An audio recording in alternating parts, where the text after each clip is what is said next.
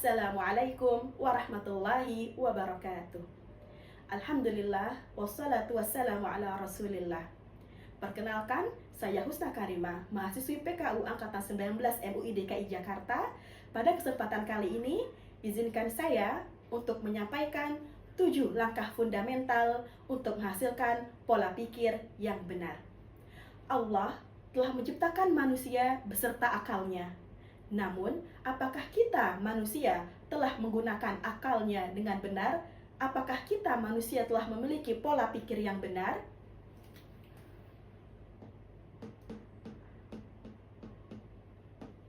Akal. Akal ini Allah ciptakan untuk manusia, Allah anugerahkan untuk manusia agar kita bisa memahami mana yang hak dan mana yang batil, mana yang benar dan mana yang salah. Akal ini kita gunakan untuk berpikir agar bisa mencapai derajat ulil absar dan ulil albab. Pikir ini akan membuahkan sebuah pemikiran.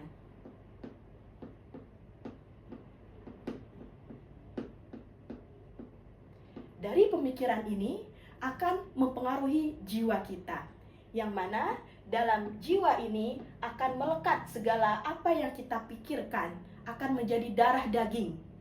Langkah pertama untuk mendapatkan pola pikir yang benar adalah dengan bertakwa. Ittaqullah. Banyak sekali ayat-ayat di Al-Quran yang memerintahkan kita untuk bertakwa. Apa yang dimaksud dengan takwa? Takwa adalah menjalankan semua perintah Allah, perintah Rasulullah, dan menjauhi semua larangannya. Dan juga agar kita patuh terhadap orang tua dan juga guru. Karena takwa juga berarti patuh. Adapun yang kedua adalah Iqra. Sebagaimana yang kita ketahui, Iqra adalah wahyu yang pertama turun. Perintah Allah untuk kita agar selalu membaca. Tidak hanya membaca Al-Quran, membaca hadis, tetapi juga membuka wawasan kita, membuka cakrawala kita, melihat ayat-ayat kauniyah. Dan ketiga adalah penghayatan.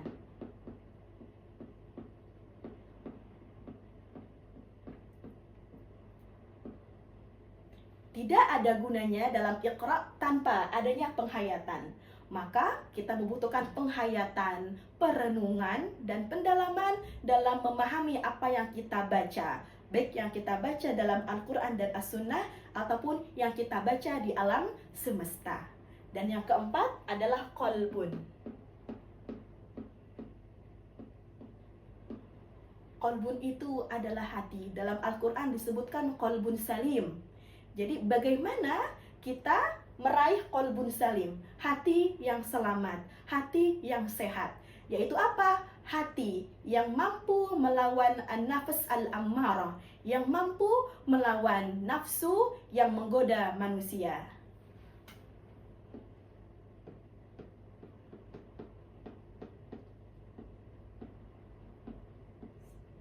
Tidak hanya itu, banyak sekali godaan. Dan juga disebutkan dalam Al-Quran adanya nafs lawamah.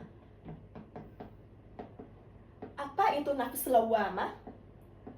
Lawamah adalah jiwa yang menyesal. Ya, karena kenapa? Dia selalu menunda-nunda kebaikan. Dia menyesal kenapa dia tidak bisa melaksanakan apa perintah Allah. Dan ketiga, musuh kita adalah syaitan yang selalu mengajak kita agar selalu cinta dunia, yang penuh tipuan dan senda gurau.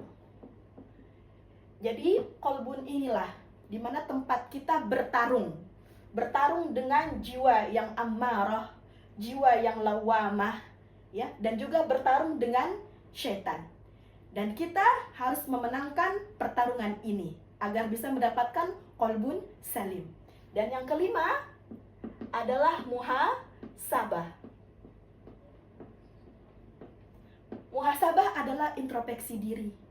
Ketika kita telah bertakwa, misalkan telah berusaha untuk bertakwa, berusaha untuk membaca ayat qauliyah maupun ayat kauniyah yang ada di alam semesta, dan kita telah berusaha agar mendapatkan hati ya yang salim, hati yang sehat ya, Dan disitulah kita harus bermuhasabah. Karena kita manusia tidak luput dari dosa. Ya, jadi yang keenam, ketika kita telah bermuhasabah, ya, ketika kita memiliki dosa atau memiliki kesalahan, kita harus segera bertaubat. Taubat nasuha. Dan ketika ada di dalam diri kita kebaikan-kebaikan yang lahir dari takwa itu, maka harus kita pertahankan. Harus kita istiqomah. Dan terakhir adalah puncak dari ini semua adalah agar kita menjadi ulil albab, yaitu orang-orang yang menggunakan akal, orang-orang yang berpikir.